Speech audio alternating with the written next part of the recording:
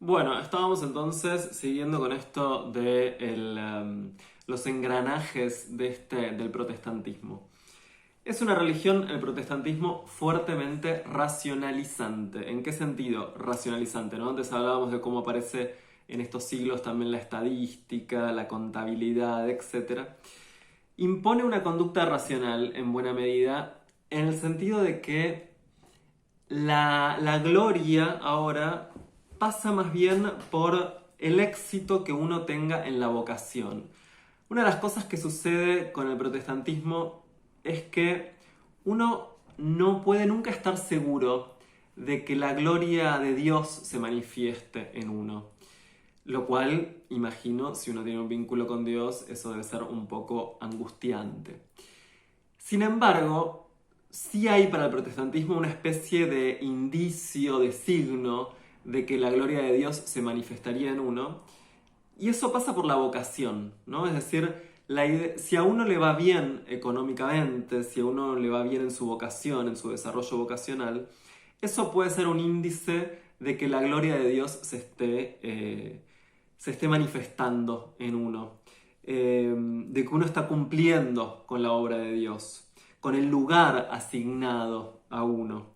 De alguna forma, incluso democratiza el protestantismo en el sentido de que cada quien cumple de alguna forma una vocación, sea cual sea la actividad que uno cumpla, de alguna forma está cumpliendo una especie de vocación.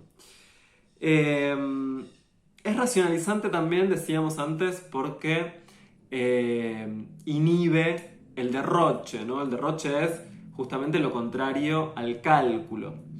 Pero aparte, porque con esta glorificación que hace del trabajo, otra de las cosas por las cuales realza tanto el trabajo es porque el trabajo nos forja un carácter metódico, un carácter que es importante para el protestantismo porque justamente ese carácter metódico que nos tiene todo el tiempo puestas al trabajo, nos alejaría de los vicios, supuestamente.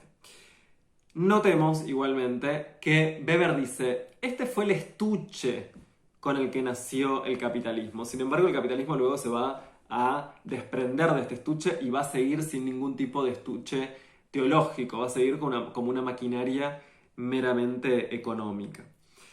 Y esto tiene que ver también con el mérito, porque justamente a partir de ahora el protestantismo va a merituar a las personas justamente a partir de lo que hagan, de lo que sean capaces de hacer, de cuánto sean capaces de realizar su supuesta vocación. Motivo por el cual también, al mismo tiempo, va a empezar a haber otro tipo de concepción de la pobreza, otra concepción del fracaso, ¿no? El mérito supone antes quien no tenía éxito era un desafortunado, es decir, alguien en quien no se manifestaba la fortuna, alguien que no tenía fortuna. Más que fortuna económica, fortuna de suerte, en el sentido de la suerte. Es decir, había algo de lo divino, de la fortuna, que no se manifestaba en él o en ella. De modo tal que no era la culpa de uno el fracaso, el no éxito. Y entonces a esa persona que no tiene éxito, bueno, se la miraba con cierta compasión porque no era su culpa. En cambio, a partir de ahora, aquel que fracase va a ser visto como no haciendo los suficientes méritos, es decir, como responsable de su propio fracaso. Religión racionalizante también, porque va a inhibir también las pasiones. Uno de los rasgos, por ejemplo, si uno va a una iglesia protestante, es que los protestantes, o por lo menos la mayoría de las iglesias puritanas, anglicanas, etc., no utilizan imágenes. Eh, porque, ¿no? Diferente al catolicismo, digo, si vamos a cualquier iglesia, no sé, en España, en Italia, eso es muy fuerte, digo, la historia del arte en Europa está atravesada absolutamente por los vínculos que tiene con el catolicismo, por tomar motivos del catolicismo como objeto para los cuadros, es decir, escenas icónicas del catolicismo que se pintan, que se representan. Por eso los artistas ingleses medio que se querían matar porque no tenían ese financiamiento de la iglesia, porque las iglesias protestantes no utilizan imágenes. ¿Por qué no utilizan imágenes? Porque se considera que las imágenes interpelan las pasiones, interpelan el imaginario. Y eso genera como cierta volatilidad, ¿no? Me acuerdo que fuimos con mi hermana a verla, esta película de Mel Gibson, La Pasión de Cristo. Nos tuvimos que ir del cine porque era una película súper sangrienta, se derramaba, parecía Crónica TV, se derramaba sangre por todos lados. Una película sádica, cruel, digamos, en donde justamente la pasión de Cristo. Bueno, el protestantismo es una religión mucho más que toma como centro no tanto el imaginario y las imágenes, no tanto la iconografía, como los textos, ¿no? La importancia es el texto, es decir, que es una religión que es mucho más racionalizante en ese sentido. Cromwell, que fue el primer gobernante inglés que tomó el programa, digamos, del protestantismo, por ejemplo, durante ese gobierno sucedieron cosas como prohibir en el teatro a Shakespeare, la representación de las obras de Shakespeare. Se atacaban también, por ejemplo, lo que eran los domingos de deportes, porque se consideraba que ahí la gente se ponía en contacto con algo muy primitivo, con algo muy instintivo, y también se impugnaba por eso la recreación es deportiva.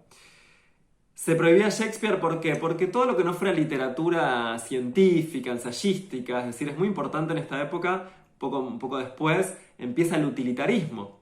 El bien tiene que ver con lo utilitario de ahora en más. Entonces, todo lo que fuera recreativo, lo que hoy llamamos entretenimiento, empieza a ser impugnado porque no tiene ningún tipo de utilidad económica, supuestamente.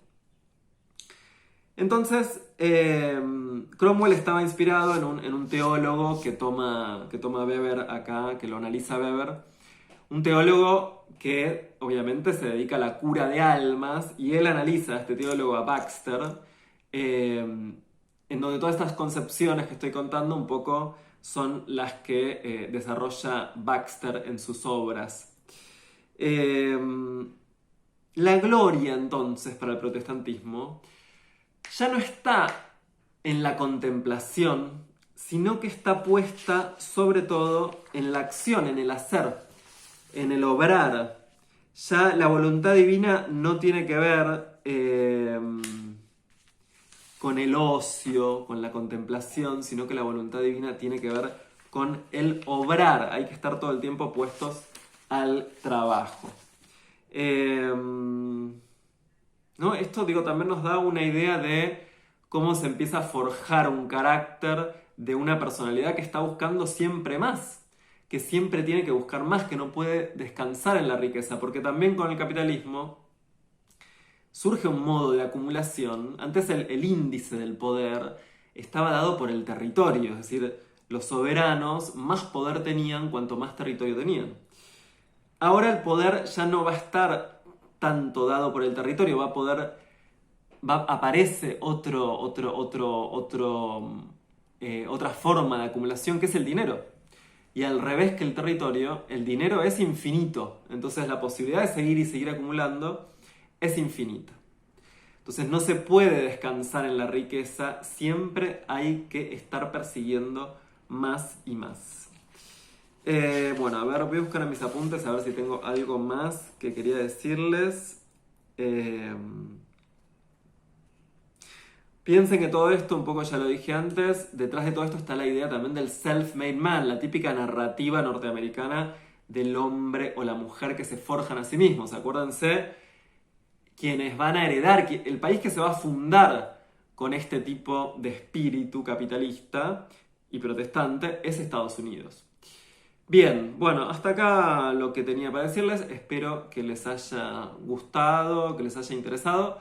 Cualquier comentario, intervención, lo que quieran, me dejan ahí en los comentarios. Bueno, nos vemos la próxima.